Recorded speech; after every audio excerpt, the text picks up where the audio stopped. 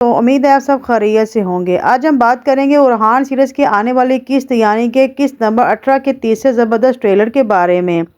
ایک ایسا ٹریلر جس نے کہانی کو ایک نئے موڑ پر لا کر کھڑا کر دیا ہے۔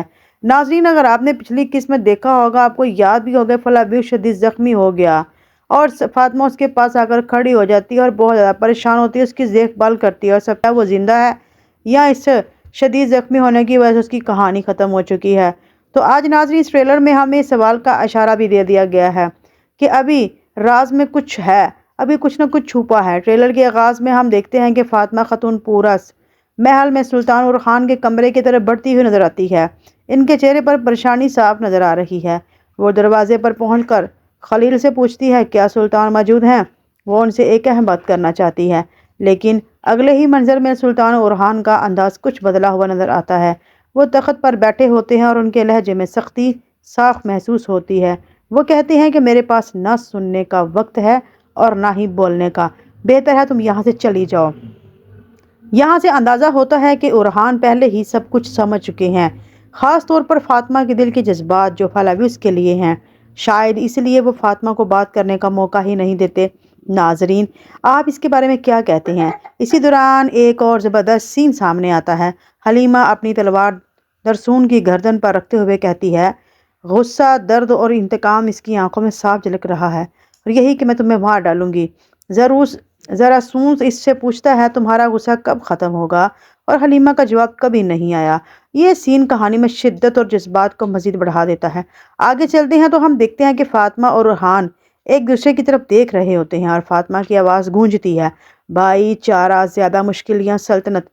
سوالیہ نشان ہے یہ سوال صرف ایک جملہ نہیں بلکہ پوری کہانی کا محور بن جاتا ہے۔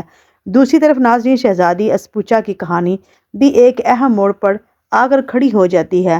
نیلوفر روتی ہوئی ملعون خاتون کے گلے لگتی ہے اور بتاتی ہے کہ شہنشاہ ارحان نے اسپوچا کی شادی کا مطالبہ کر دیا ہے۔ یہ سن کر ایک عجیب سی خاموشی اور دکھ کا ماحول بھی بن جاتا ہے۔ ملعون خاتون کہتی ہے ریاست کے لیے جو بھی قربانی دینی پڑے دی جائے گی، اور یہی وہ لمحہ ہے جہاں سیاست محبت پر بھاری بڑھتی نظر آتی ہے۔ نیلوفر کا درد بھی سامنے آ جاتا ہے۔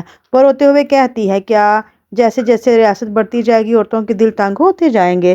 یہ جملہ واقعی دل کو چھو لینے والا ہے۔ ناظرین، ایک اور سین ہم دیکھتے ہیں کہ آگے اسپوچا رات کے وقت ایک جہاز پر کھڑی سوچوں میں گم ہے۔ وہ کہتی ہے کہ شاید روم کو بچانے کے لیے یہی اس کی تقدیر ہے۔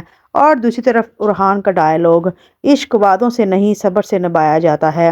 یہ الفاظ ان کے کردار کی گہرائی کو ظاہر بھی کرتے ہیں۔ ناظرین، اب آتے ہیں ان دو بڑے سوالوں کی طرف۔ پہلا، کیا فلاویوس زندہ ہے یا پھر مر چکا ہے؟ کیا اسے شہید کرنے میں پوری کوشش کامیاب ہو گئی ہے یا نہیں؟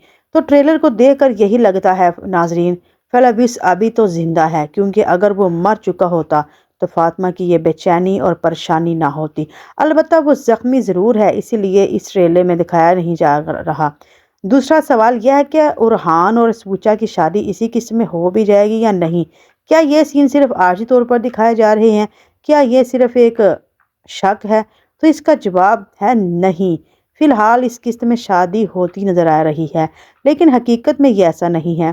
آنے والی اقساط میں خاص طور پر عید کے بعد یہ اہم موڑ ہمیں دیکھنے کو ملے گا، یعنی کہ عید کے بعد ایک اور عید ملے گی دیکھنے کو۔ ناظرین، کہانی اب ایک ایسے مرحلے میں داخل ہو چکی ہے جہاں ہر فیصلہ کسی نہ کسی کی قربانی مانگ رہا ہے۔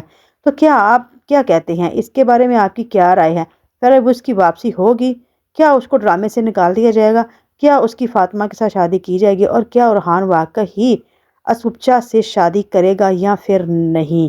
اپنی رائے کمنٹ سیکشن میں ضرور بتائیے گا۔ ویڈیو کو لائک کریں، چینل کو سبسکرائب کرنا نہ بھولیں۔ جلدی میں بات کرنے کے لیے معذرت۔